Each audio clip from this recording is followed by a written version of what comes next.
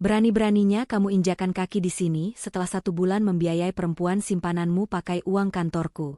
Angkat kakimu sekarang atau kamu terkubur bersama puing rumah ini.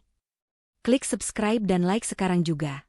Lalu tulis, hadir, serta sebutkan asal kota kalian di kolom komentar agar kita makin akrab. Oh, jadi ini alasan kamu menghilang sebulan tanpa kabar? Kamu bilang ada proyek di luar kota. Tapi nyatanya kamu sibuk menimang anak dari perempuan murahan ini di rumah yang kubangun dengan air mataku sendiri. Zahra, tenang dulu. Jangan teriak-teriak seperti orang kesurupan, ini di depan rumah. Kamu memalukan kalau didengar tetangga. Aku yang memalukan? Atau kamu yang tidak tahu malu? Rian? Aku bekerja siang malam sebagai arsitek, membangun karierku dari nol saat kita bahkan tidak punya uang untuk makan enak. Dan sekarang setelah aku sukses, kamu menggunakan uang perusahaan untuk membelikan rumah ini untuk Laras. Zahra, jaga bicaramu. Laras baru saja melahirkan. Dia butuh ketenangan, bukan makian dari perempuan kasar sepertimu. Dia memberikan apa yang tidak bisa kamu berikan selama 2 tahun pernikahan kita, seorang anak. Anak? Kamu bangga punya anak dari hasil pengkhianatan? Dan kamu, Laras. Kamu dulu temanku. Kamu tahu betapa hancurnya aku saat ayahku meninggal dan aku harus berjuang sendirian, tapi kamu tega menusukku dari belakang. Zahra, maafkan aku, tapi cinta tidak bisa dipaksakan. Rian lebih nyaman bersamaku daripada dengan istri yang terlalu sibuk mengejar ambisi dan karir seperti kamu. Kamu terlalu dominan, Zahra.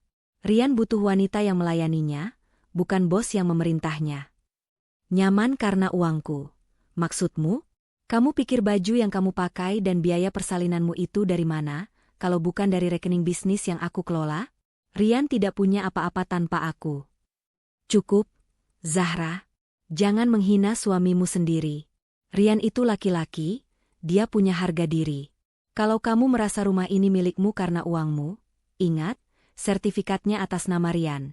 Jadi secara hukum, kamu tidak punya hak untuk mengusir kami dari sini. Ibu? Jadi ibu juga ada di sini? Jadi selama ini ibu tahu Rian selingkuh dan ibu mendukungnya. Tentu saja ibu tahu. Ibu yang menyarankan Rian untuk mencari wanita lain yang lebih subur.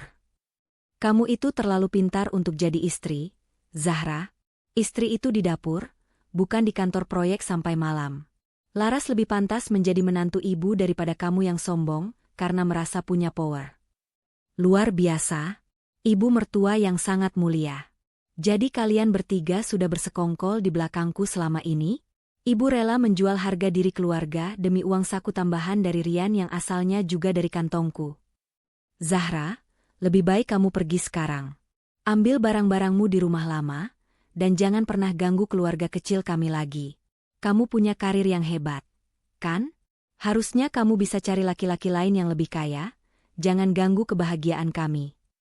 Keluarga kecil? Kebahagiaan? Kalian pikir aku akan membiarkan kalian hidup tenang di sini setelah apa yang kalian lakukan? Rian, aku memberimu waktu 5 menit untuk membawa perempuan ini dan ibumu keluar dari rumah ini. Kamu siapa memerintahku? Ini rumahku. Namaku ada di surat tanahnya. Kamu tidak bisa berbuat apa-apa, Zahra. Kamu hanya seorang wanita berumur 22 tahun yang merasa paling berkuasa, karena punya jabatan direktur. Tapi di sini, aku rajanya. 5 menit, Rian. Aku tidak bercanda. Halah, kamu mau apa? Mau lapor polisi? Silakan. Aku punya bukti kalau dana itu adalah bonus yang kamu berikan padaku. Kamu tidak akan bisa menjebloskan aku ke penjara. Aku tidak butuh polisi untuk menghancurkan sampah seperti kalian. Aku punya cara yang lebih efektif. Lihat itu, Bu. Dia mulai sombong lagi. Sudah, abaikan saja dia. Laras, ayo masuk ke dalam, udara di luar tidak baik untuk bayimu. Biarkan saja perempuan gila ini berteriak sampai suaranya habis. Rian, lihat ke arah jalan sana. Kamu lihat apa yang datang. Apa itu? Kenapa ada truk pengangkut alat berat berhenti di depan gerbang? Zahra, apa yang kamu lakukan? Kenapa ada buldoser di sana? Tadi kamu bilang aku tidak punya hak atas rumah ini karena namamu ada di sertifikat, kan? Tapi kamu lupa satu hal, Rian. Aku adalah arsitek dan direktur konstruksi. Aku tahu persis lahan ini milik siapa. Kamu membeli rumah ini dari pengembang yang ternyata menunggak utang padaku, dan lahan di bawah kaki kalian ini baru saja secara resmi beralih fungsi menjadi area hijau dalam rencana pembangunan kota mandiri milik perusahaanku. Apa maksudmu? Jangan bicara omong kosong.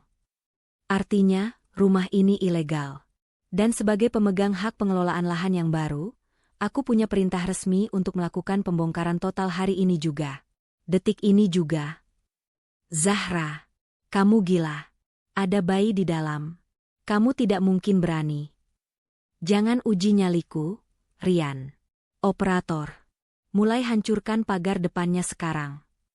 Zahra, berhenti. Pagar itu mahal. Hei, berhenti. Itu baru pagarnya, Rian. Dalam 3 menit, kalau kalian tidak keluar, buldoser itu akan meratakan ruang tamu tempat kalian biasa bersantai menggunakan uangku.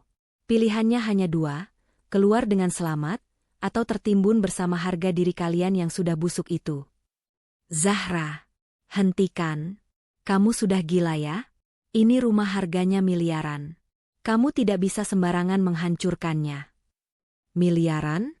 Menggunakan uang siapa, Rian? Uang yang kamu curi dari vendor proyekku? Uang yang seharusnya menjadi bonus karyawan, tapi malah kamu alihkan ke rekening pribadimu? Jangan bicara soal harga padaku, karena harga diriku jauh lebih mahal dari beton-beton sampah ini. Operator, tunggu apa lagi? Hancurkan pilar utamanya.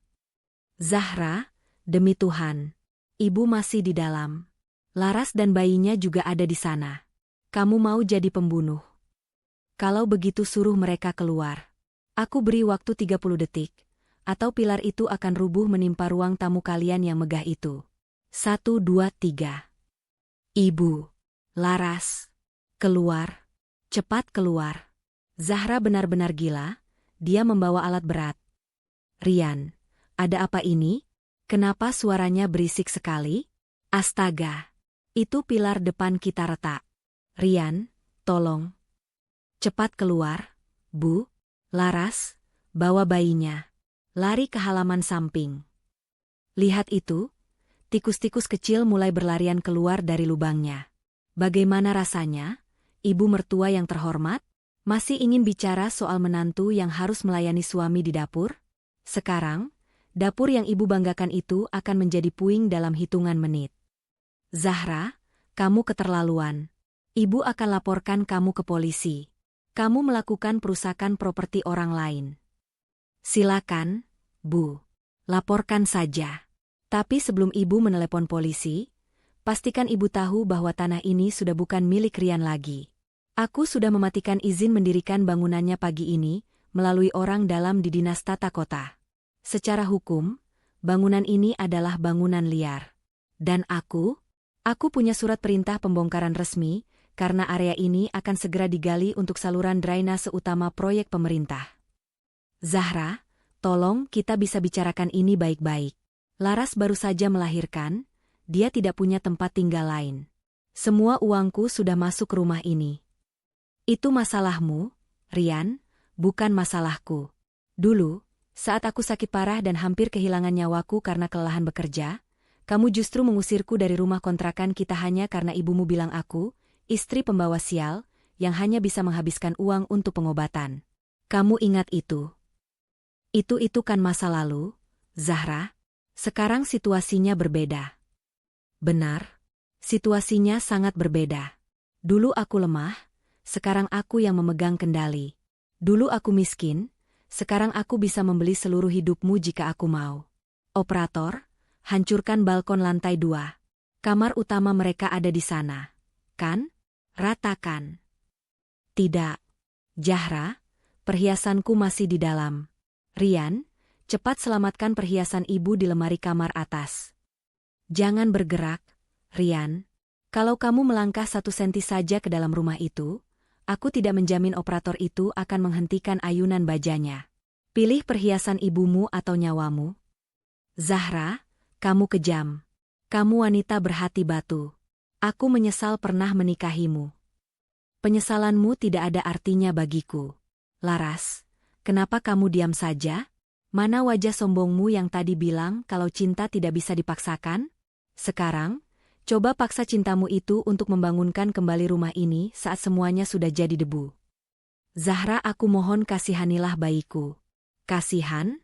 Apa kamu mengasihaniku saat kamu mengirim foto-foto kemesraan kalian saat aku sedang berjuang di lapangan konstruksi di bawah terik matahari? Kamu ingin menghancurkan mental menyusui seorang ibu?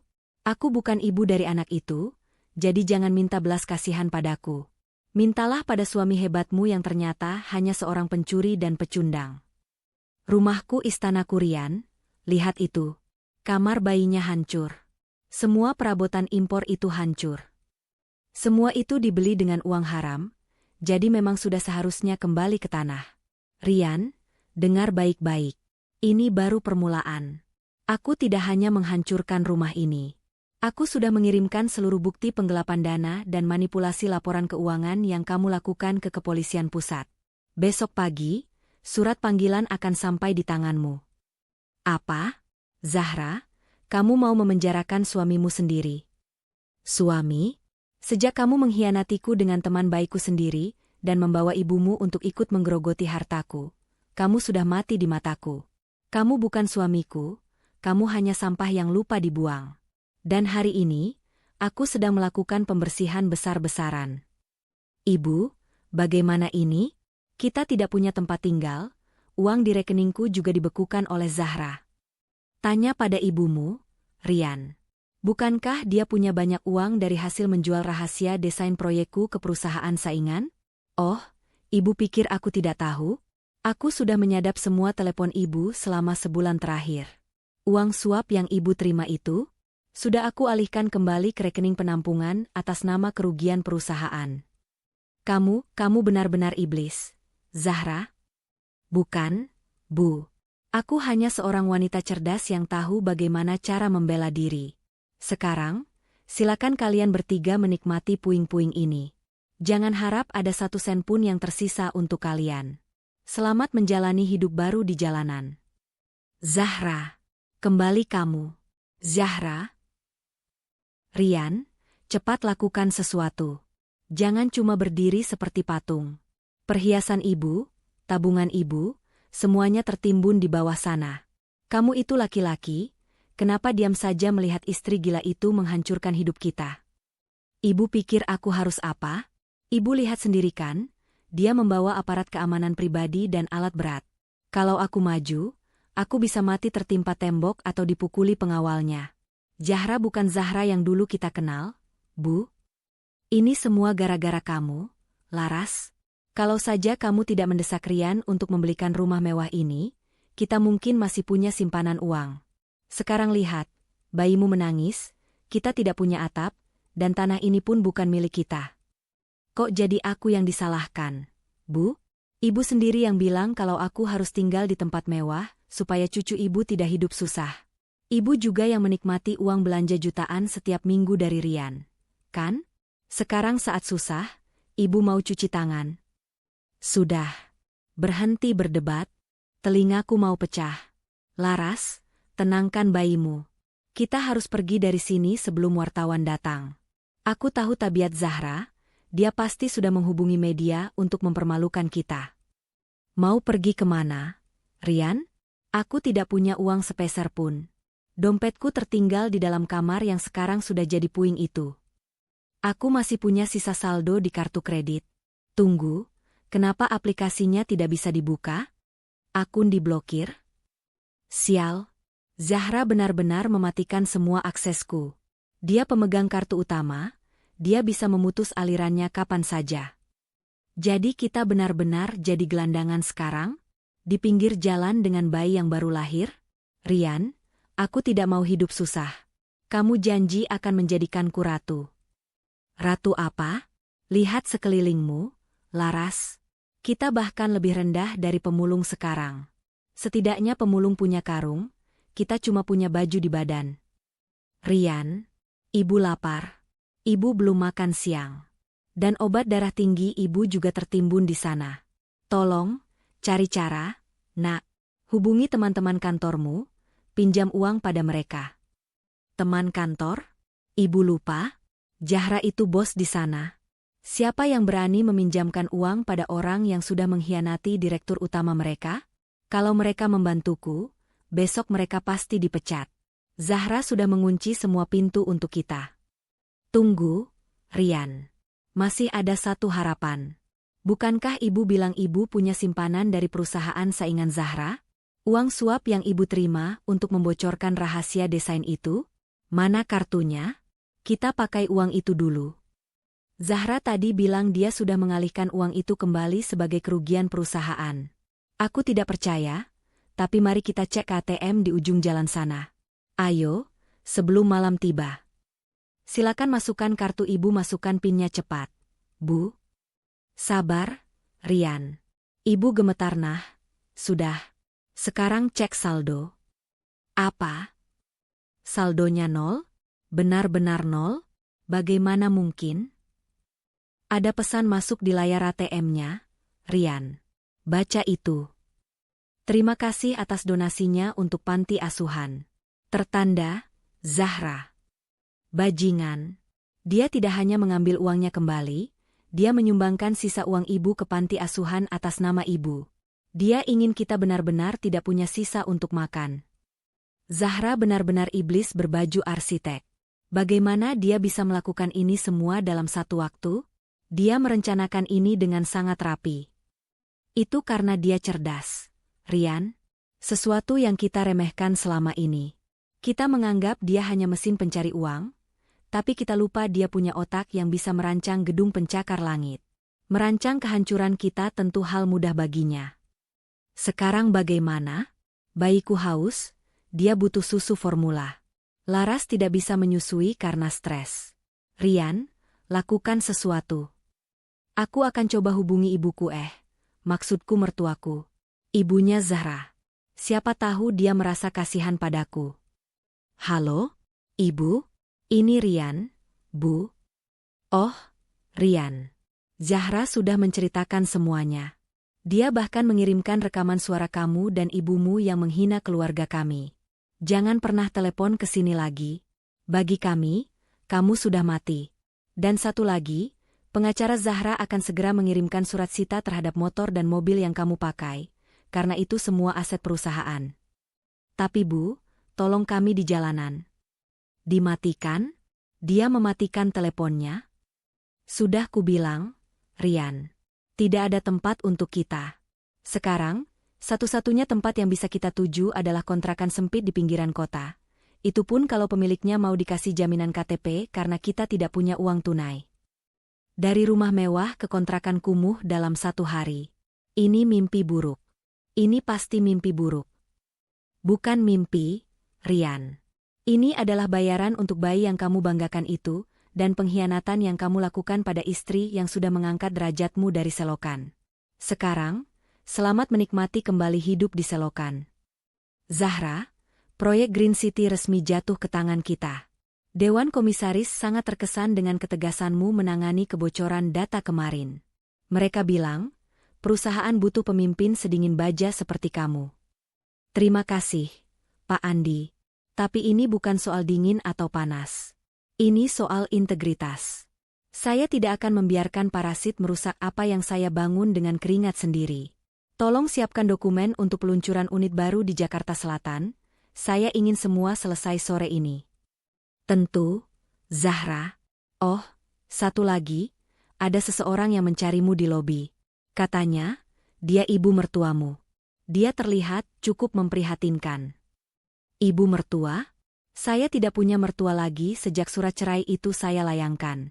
Tapi baiklah, suruh dia masuk. Saya ingin tahu seberapa rendah dia bisa menjatuhkan harga dirinya hari ini. Zahra, ibu mohon, Zahra tolonglah kami. Rian ditangkap polisi tadi malam di kontrakan. Mereka bilang itu karena laporan penggelapan dana yang kamu buat. Tolong cabut laporannya, Nak. Ibu panggil saya apa? Nak? Bukankah sebulan lalu ibu bilang saya ini, istri pembawa sial, yang terlalu pintar untuk jadi menantu? Sekarang, kenapa ibu datang ke kantor, istri pembawa sial, ini untuk mengemis? Ibu hilaf, Zahra. Ibu tertipu oleh mulut manis Laras. Ternyata dia perempuan malas. Di kontrakan dia hanya bisa mengeluh, tidak mau mengurus bayi, dan malah menyalahkan Rian terus-menerus. Ibu menyesal sudah mendukung mereka. Ibu menyesal karena hidup ibu sekarang susah, bukan karena ibu merasa bersalah padaku. Kalau saja Rian masih punya uang dan saya masih miskin, ibu pasti masih menertawakan saya di rumah mewah itu, kan? Zahra, jangan begitu. Rian itu suamimu. Bagaimana kalau dia di penjara? Apa kata orang nanti? Karirmu yang bagus ini bisa tercemar kalau punya suami narapidana. Karir saya justru makin meroket karena saya berani memenjarakan koruptor, meskipun itu suami sendiri. Itu menunjukkan bahwa saya tidak pandang bulu soal keadilan. Jadi, saran saya, simpan air mata ibu untuk di pengadilan nanti. Karena setelah Rian, ibu adalah target saya selanjutnya atas kasus spionase industri. Zahra, kamu tega memenjarakan orang tua renta seperti ibu. Usia bukan alasan untuk berbuat jahat, Bu. Ibu sudah dewasa saat menerima uang suap dari kompetitor saya. Ibu sadar sepenuhnya saat membocorkan desain proyek saya. Jadi, silakan nikmati masa tua ibu di balik jeruji besi. Itu lebih baik daripada di jalanan, kan? Setidaknya di sana ibu dapat makan gratis. Satyaku. Seret wanita ini keluar. Jangan biarkan dia menginjakan kaki di gedung ini lagi. Zahra. Kamu kualat. Kamu anak durhaka. Kamu akan hancur karena menyiksa orang tua. Saya tidak menyiksa ibu. Hukum yang melakukannya. Saya hanya membantu hukum menemukan jalannya. Selamat tinggal, Bu. Bagaimana rasanya menjadi wanita paling berkuasa di industri konstruksi tahun ini? Zahra, usia 22 tahun dan sudah memegang proyek triliunan. Rasanya luar biasa, Maya. Tapi yang lebih luar biasa adalah rasa tenang ini. Mengetahui bahwa tidak ada lagi orang yang menusukku dari belakang sambil memakan uangku. Aku dengar Laras kabur meninggalkan bayinya dan Rian. Dia pergi dengan laki-laki lain yang katanya lebih kaya.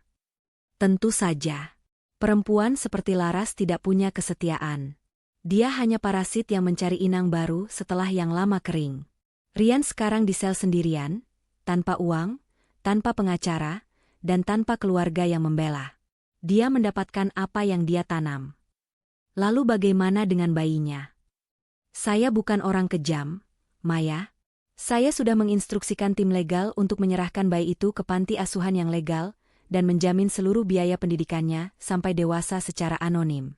Bayi itu tidak berdosa, yang berdosa adalah orang tuanya. Saya ingin dia tumbuh menjadi orang hebat, tanpa harus tahu siapa ayahnya yang pecundang itu. Kamu benar-benar cerdas dan berkelas. Zahra, kamu tidak membalas dengan amukan fisik, tapi dengan kehancuran sistematis. Itu karena saya tahu, bagi orang-orang yang gila harta seperti mereka, kehilangan kemewahan dan harga diri jauh lebih menyakitkan daripada pukulan fisik. Sekarang, mari kita angkat gelas. Untuk kesuksesan, untuk kemandirian, dan untuk hidup baru tanpa bayang-bayang pengkhianat. Cheers, Zahra, untuk sang ratu konstruksi. Terdakwa Rian, silakan berdiri. Berdasarkan bukti-bukti yang diajukan oleh saudari Zahra, berupa rekaman transaksi perbankan, manipulasi invoice vendor, dan keterangan saksi ahli, Anda dinyatakan bersalah atas tindak pidana penggelapan dalam jabatan dan pencucian uang. Izin bicara, Yang Mulia. Saya melakukan itu karena saya merasa tertekan. Istri saya, Zahra, tidak pernah menghargai saya sebagai suami. Dia selalu merasa paling pintar karena jabatannya. Saya hanya mengambil apa yang menjadi hak saya sebagai kepala rumah tangga. Hak Anda, Saudara Rian, uang perusahaan bukan harta gono gini. Mengambil uang operasional untuk membeli aset atas nama pribadi tanpa izin direksi adalah murni pencurian. Terlebih lagi, Anda menggunakan dana tersebut untuk membiayai wanita lain saat istri Anda sedang berjuang mengelola bisnis. Zahra, tolong, katakan sesuatu. Jangan diam saja di sana. Bilang pada hakim kalau kita bisa berdamai. Aku akan kembalikan semuanya, aku akan ceraikan Laras, aku akan kembali padamu. Kembali padaku, Rian, bahkan debu di sepatuku pun terlalu berharga untuk menyentuh tanganmu lagi. Kamu bicara soal harga diri sebagai kepala rumah tangga, tapi kamu mencuri dari istri yang memberimu pekerjaan. Kamu bicara soal dihargai, tapi kamu berzina di belakangku. Penjara adalah satu-satunya tempat di mana kamu bisa belajar apa artinya menghargai kebebasan. Zahra, kamu kejam. Kamu sengaja merancang semua ini agar aku terlihat seperti penjahat.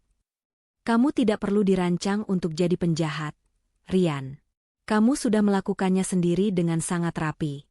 Aku hanya mengungkapkannya ke permukaan. Yang mulia, saya juga menyerahkan bukti tambahan terkait keterlibatan Ibu Widya, ibu mertua saya, dalam kasus pembocoran rahasia dagang kepada pihak kompetitor. Apa? Zahra, kamu benar-benar menyeret ibu ke sini? Ibu ini orang tuamu. Ibu adalah orang tua yang menjual masa depan menantunya demi tas mewah dan uang saku. Silakan ibu jelaskan pada jaksa, berapa banyak uang yang ibu terima dari PT Global Konstruksi untuk memberikan cetak biru proyek Green City milik saya. Itu hanya uang terima kasih. Zahra, ibu tidak tahu kalau itu ilegal. Tidak tahu? Di rekaman ini, ibu jelas-jelas berkata, ambil saja desainnya, Zahra tidak akan sadar karena dia terlalu bodoh mencintai anakku. Benar begitu, Bu? Siapa sekarang yang bodoh? Cukup. Sidang diskors untuk pembacaan vonis. Rian, bagaimana ini? Ibu tidak mau masuk penjara. Ibu sudah tua, kaki ibu sering sakit. Zahra, ibu mohon cabut tuntutan untuk ibu saja. Rian biar saja di penjara, tapi ibu jangan. Wah, lihat itu, Rian.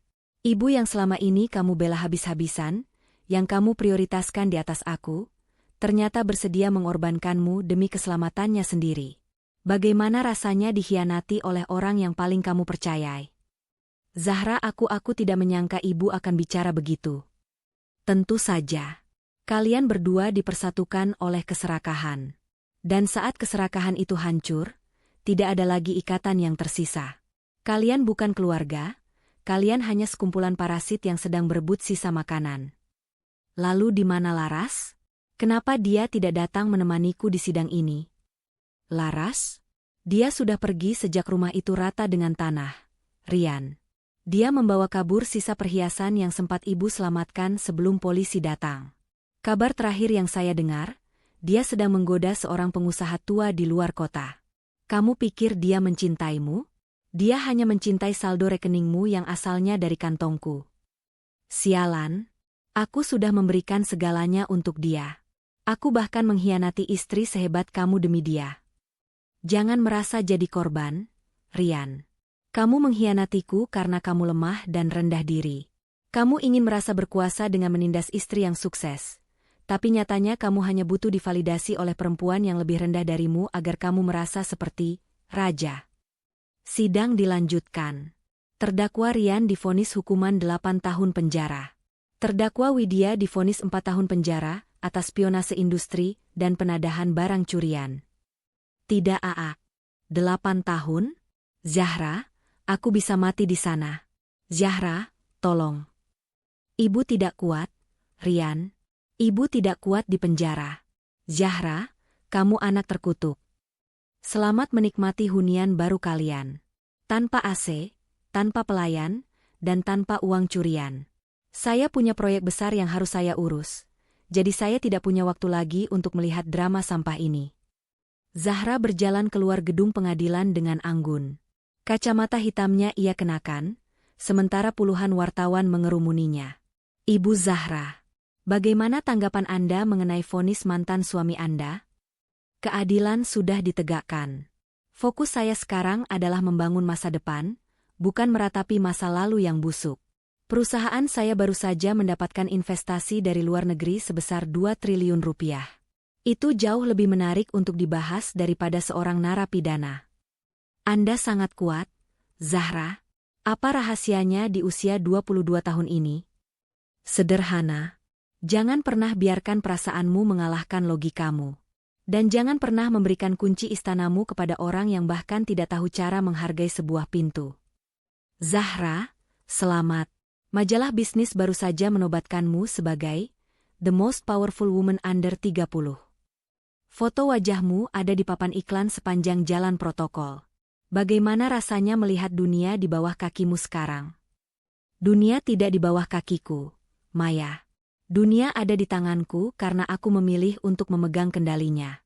Penghargaan ini hanya bonus.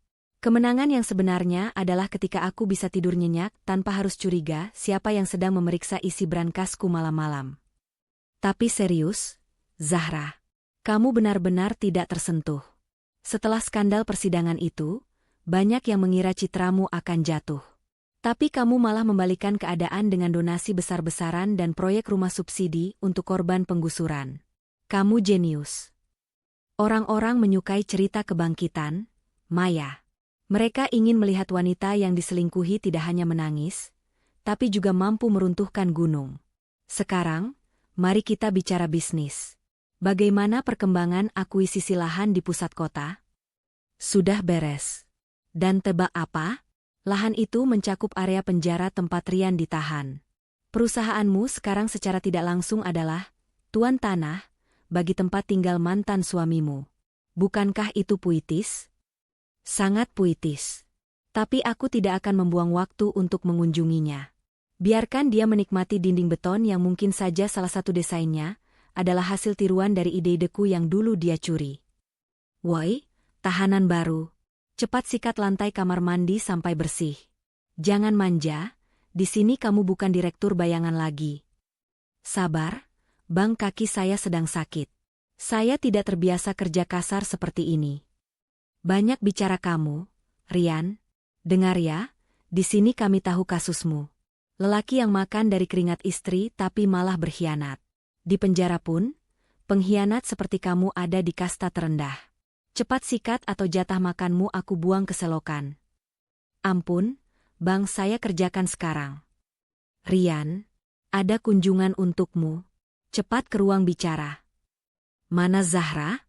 Kenapa dia tidak datang? Apa dia merindukanku? Jangan bermimpi, Saudara Rian. Ibu Zahra terlalu sibuk menandatangani kontrak triliunan untuk sekadar melihat wajahmu. Saya di sini hanya untuk menyerahkan dokumen final. Ini adalah surat penyitaan terakhir bagi satu-satunya aset yang tersisa atas namamu, sebidang tanah warisan ayahmu di desa. Apa? Itu harta terakhirku. Kalau itu disita, aku tidak punya apa-apa lagi saat keluar nanti. Zahra tidak butuh tanah kecil itu, dia sudah kaya raya. Ini bukan soal butuh atau tidak. Ini soal ganti rugi atas kerugian perusahaan yang kamu timbulkan. Kamu pikir 8 tahun penjara sudah cukup melunasi miliaran rupiah yang kamu gelapkan? Tidak. Ibu Zahra ingin kamu keluar dari sini dalam keadaan benar-benar nol. Sama seperti saat kamu pertama kali bertemu dengannya dulu. Dia kejam, dia benar-benar ingin membunuhku perlahan. Dia tidak membunuhmu. Dia hanya mengembalikanmu ke tempat asalmu, selokan. Oh, satu informasi lagi. Ibu Widya, ibumu, sering sekali terlibat perkelahian di sel wanita karena sifatnya yang sombong. Dia terus-menerus berteriak bahwa dia adalah sosialita. Padahal sekarang dia hanya tahanan yang harus mengantre untuk jatah nasi cadong. Tragis, bukan? Ibu, maafkan Rian. Bu, ini semua gara-gara aku. Satu lagi, Rian. Laras, wanita yang kamu puja itu, kemarin tertangkap kamera media sedang diusir dari sebuah hotel mewah, karena mencoba menipu seorang turis asing. Dia sekarang jadi buronan kasus penipuan kartu kredit. Sepertinya kalian bertiga akan segera berkumpul kembali di balik jeruji besi ini. Sungguh reuni keluarga yang indah. Diam. Pergi kamu. Bilang pada Zahra, aku membencinya. Aku akan membalas dendam. Balas dendam dengan apa?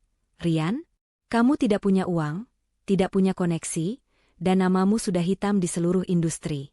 Saat kamu keluar nanti, kamu akan berusia 30 tahun dengan status mantan narapidana tanpa keahlian.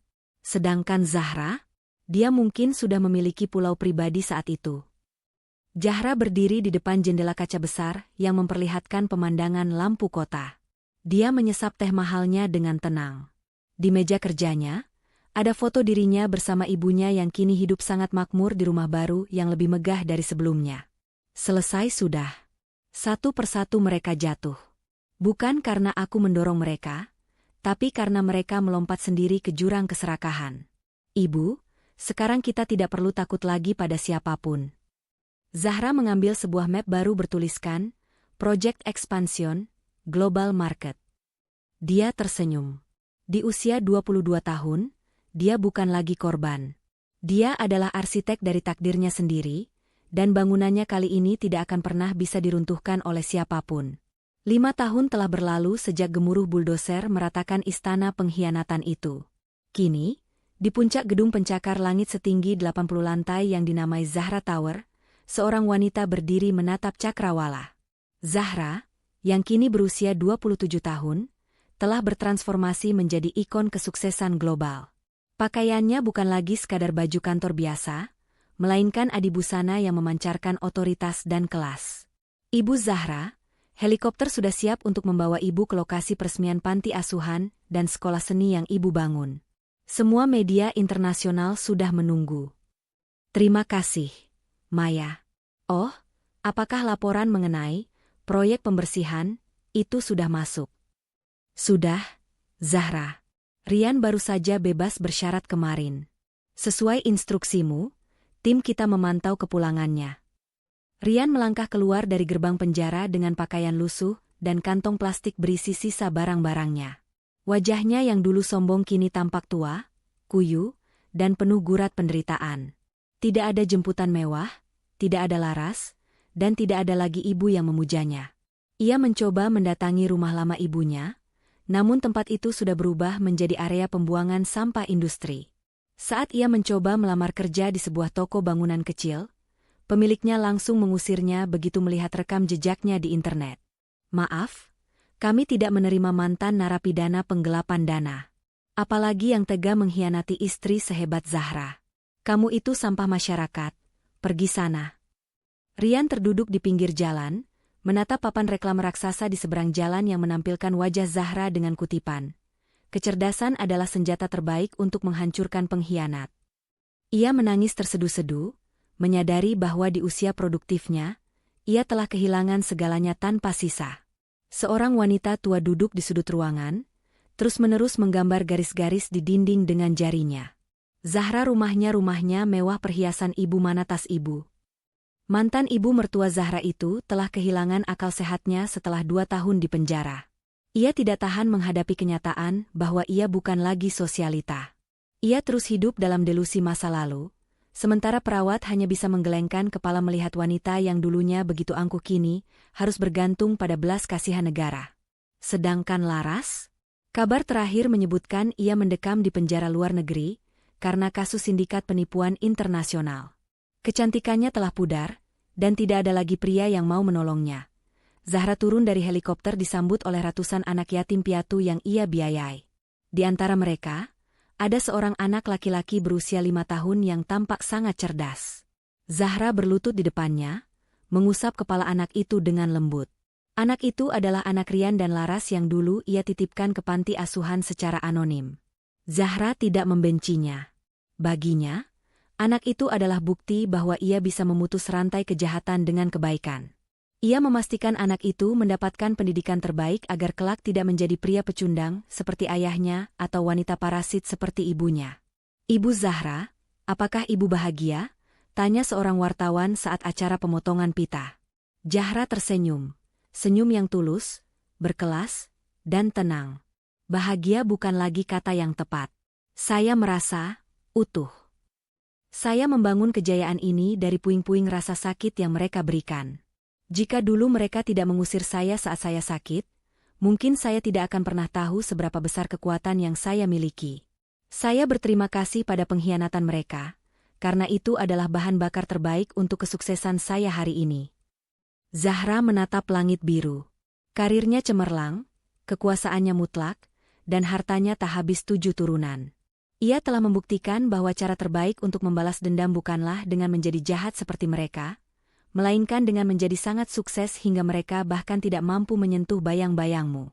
Sang antagonis telah rata dengan tanah, sementara sang protagonis kini terbang tinggi, tak tergapai di singgasana kemenangannya.